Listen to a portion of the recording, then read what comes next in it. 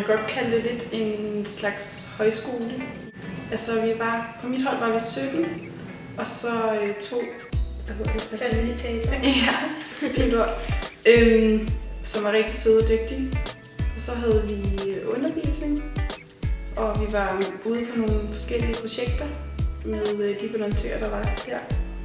Og så havde vi det sjovt.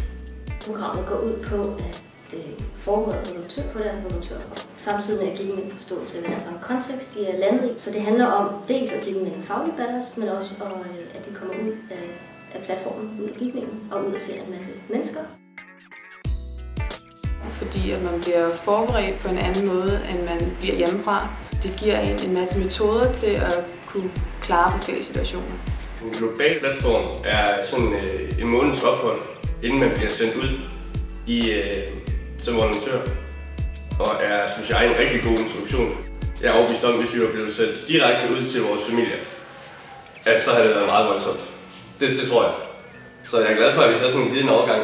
Ja, det er en rigtig tryg måde at ankomme på. Lærte en hel masse nye, spændende ting, som man virkelig kunne bruge, når man så kommer ud og arbejde bagefter. Det var rigtig fedt. Ja, man blev virkelig godt forberedt. Godt klædt på, som de kalder det. Ja, det var rigtig fedt. Som kommende volontør på Global Platform bliver man undervist i emner som fattigdom, udvikling, menneskerettigheder. Og man bliver undervist i, hvordan man som volontør helt konkret kan gøre en forskel ud på sin placering. Man får mulighed for at prøve kræfter af med sådan noget som at undervise i en nepalesisk skoleklasse. Man kommer ud på børnehjem, hvor man skal facilitere lege for børn, og man kommer til at øve sig i at facilitere workshops sammen med unge nepalesiske aktivister.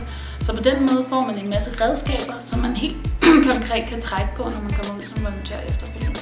Du får undervisning af lokale også, og du får en masse kulturundervisning, kommer på en masse ture, så du oplever rigtig mange spændende ting, som du nok ikke ville have gjort, hvis du bare kom direkte ud til familien. Og når du så kommer videre til en placering, så har du på en eller anden måde fået noget ballast og er mere klar til det. Jeg tror bare, at det der sådan er det bedste, det er, at vi har diskuteret en masse dilemmaer, man kan komme til at stå i. Man har fået mange sådan, måder, man kan løse konflikter på. Man har fået en masse kulturforståelse og noget indsigt i det land, man skal til, inden man står i det. Det værste, det er, når lyset går, mens man er på toilettet.